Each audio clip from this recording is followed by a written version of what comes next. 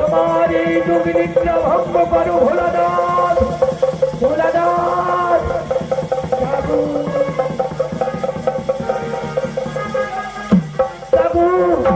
জাগ্রত হও দেবাদিদেব মহাদেব।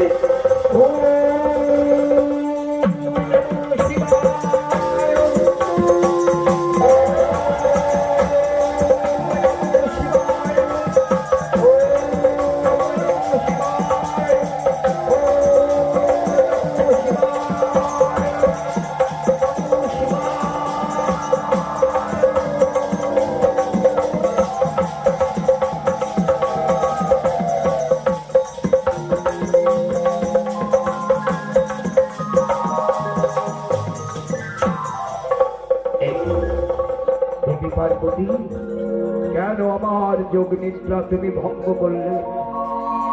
আমি যোগ সাধনায় মগ্ন ছিলাম, কেন তুমি আমার এই যোগ সাধনাকে ভঙ্গ করে দিলে?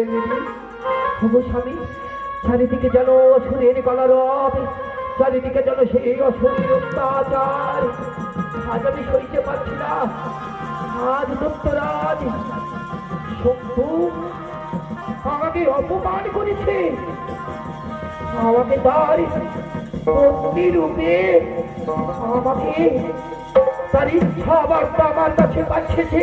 আমি যে সইতে পারছি না, আমি যে সইতে পারছি না। দেবাদিদেব মহাদেব, আমায় উপায় বলে দিন। ওগো পার্বতী, তুমি নিজেকে সম্বরণ করো, নিজের বিবেককে জাগাও, নিজের বিবেক শক্তিকে জাগ্রত করো। তুমি তুমি নিজেই অপমানিত। এক দেবীর অপমানে তোমাকে যে সেই অপমানের প্রতিশোধ নিতে হবে দেবী। তুমি প্রতিশোধ নাও, প্রতিশোধ নাও দেবী। না না স্বামী, না। আজ আজ তুমি আমার স্বামী, তুমি আমায় শক্তি দাও, তুমি এই রাক্ষসের হাত থেকে আমাকে রক্ষা করো।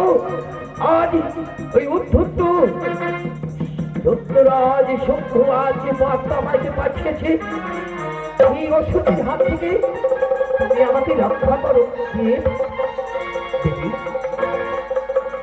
সাদা সর্বদাই নারীরা শুধু পুরুষের শরণাপন্না হয় কেন?